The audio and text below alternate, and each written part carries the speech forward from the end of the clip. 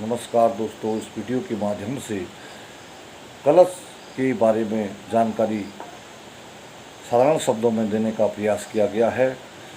Clutch गाड़ी का इस प्रकार का होना चाहिए कि वह लगाते समय ज़्यादा उसमें प्रेशर ना हो, उसमें लोड ना पड़े ज़्यादा, और वह दबाने में आसानी से दब जाए और आवाज़ पैदा न करे। इसमें लगी जो ड्राइविंग डिस्क है उसका मूवमेंट सही ढंग से होना चाहिए, क्योंकि जिससे कि क्लच दबाने पर जो गियर हैं आसानी से गियर लग सके। इस प्रकार से उसका जो दबाव है, और इसमें ड्राइविंग डिस्क जो होती हैं वो उनमें घिसावट ना हो और वो लाइनिंग नहीं होनी चाहिए इसमें।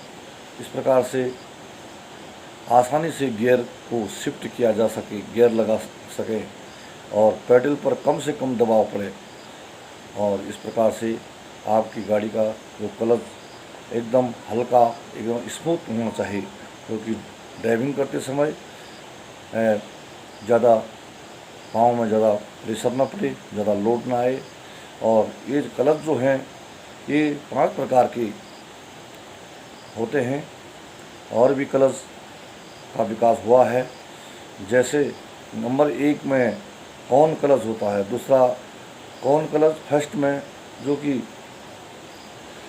सब पहले बताया गया है। पुराने गाड़ी जो पुराने वाहनों में ज़्यादा यूज़ किया गया था।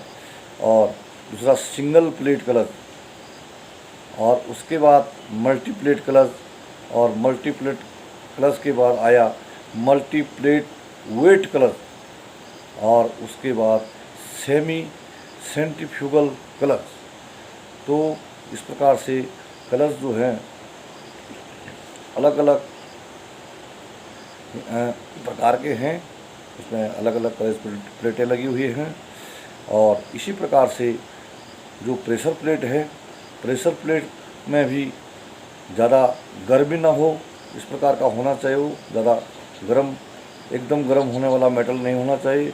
और वो अगर आपकी गाड़ी का क्लच ख़राब हो रखा है और आपने वर्कशॉप में क्लच को रिपेयर के लिए गए हैं और उसको आप रिपेयर कर रहे हैं क्लच प्लेट को निकाल करके, तो उसमें ध्यान रखना है कि जो प्रेशर प्लेट है, प्रेशर प्लेट डैमेज नहीं होने चाहिए और उसमें लाइनिंग नहीं होनी चाहिए। अगर इस प्रकार का है तो उसको नई क्लच प्लेट और नई प्रेशर प्लेट ही दें या उसको बदली कर दें। अगर आपने उसे बदली नहीं करना है तो उसको जो है उसकी लाइनिंग और उसके जो उसमें डैमेज है उसको देखें, चलने लायक है।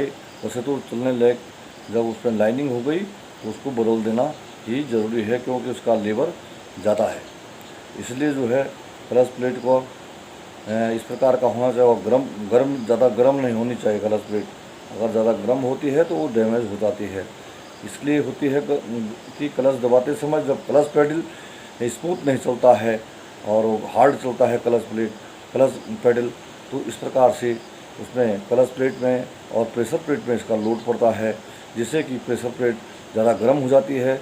और जहाँ पर चढ़ाई में, डाउन में आप अगर गाड़ी को उठाते समय अगर गाड़ी रुकती है तो अगर ढंग से उसका तालमेल, क्लच और एक्सीलरेटर का जो तालमेल सही ढंग से नहीं हुआ तो क्या हो जाता है कि वो प्रेशर प्लेट और क्लच प्लेट में इसका लोड पड़ता है, और क्लच शाफ्ट, गियर बॉक्स की क्लच शाफ्ट में उसका फर्क पड़ता है, और क्लच प्लेट, प्रेशर प्लेट और फ्लाई व्हील तक इसमें गर्म हो जाता है।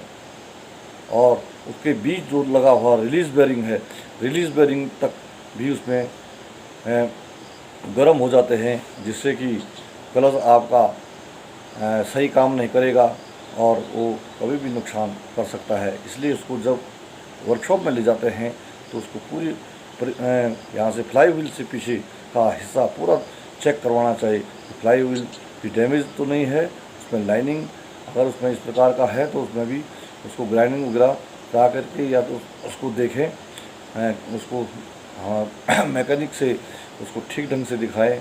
और क्लच प्लेट और प्रेशर प्लेट, इसको तो आपको अगर ज़्यादा लाइनिंग या इस प्रकार का डैमेज है तो उसको बदली कर देना चाहिए।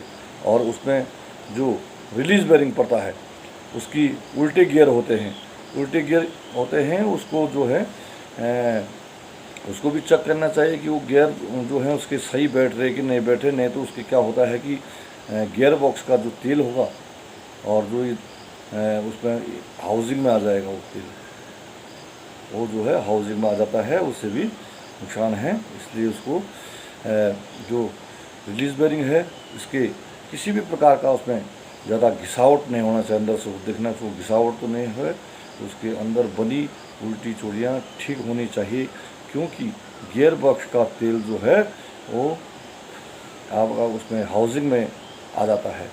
इसलिए जो है जब आप क्लच को ठीक करने के लिए वर्कशॉप में जाते हैं तो इस प्रकार से सारी बातों का ध्यान रखना ज़रूरी है, क्योंकि उसमें सभी चीज़ खुलेगा और उसका जो मिस्त्री को काफ़ी समय लगता है ठीक करने में। इसलिए उसकी प्रत्येक पार्ट को चेक कराना है अपनी गाड़ी की कि इसमें सर्वप्रथम फ्लाई व्हील किस हालत में है, फ्लाई व्हील पर ज़्यादा कोई घिसाव तो नहीं आ गया है, या उसमें लाइनिंग तो नहीं है, या उसमें डैमेज तो नहीं हो गया है। फिर उसका प्रेशर प्लेट की जो वो है, प्रेशर प्लेट में जो स्प्रिंग लगे हुए हैं, सरफेस लाइन ना हो उसमें, और उसमें जो स्प्रिंग लगी है उनका उनको जो टेम्परिंग उसके जो खिंचाव है उसको भी चेक करना है, ढंग से चेक करना है। और उसके बाद उसमें जो क्लच प्लेट है, क्लच प्लेट की जो स्थिति किस प्रकार से है, और उसमें फिर रिलीज़ बेरिंग में कितना घिसावट है, और अगर रिलीज़ बेरिंग में भी घिसावट है तो उसको भी बदली करें।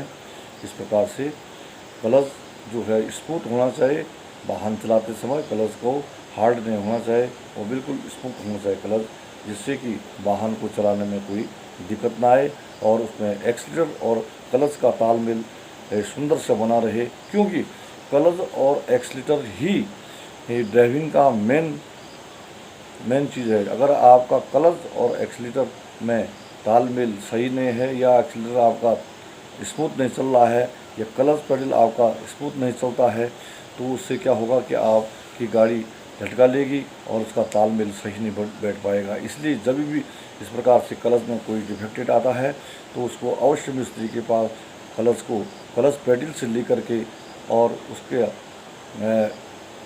प्रेशर प्लेट रिलीज़ बेरिंग तक उसको पूरा चेक करवाना है। और उसके बाद उसको अगर नया रिपेयर पार्ट्स डालना है तो बदली करना है, जिससे कि हमारा वाहन सुरक्षित हम वाहन को चला सकें और आसानी से वाहन को चलाते समय कोई दिक्कत ना आए, आसानी बनी रहे। नमस्कार। इसमें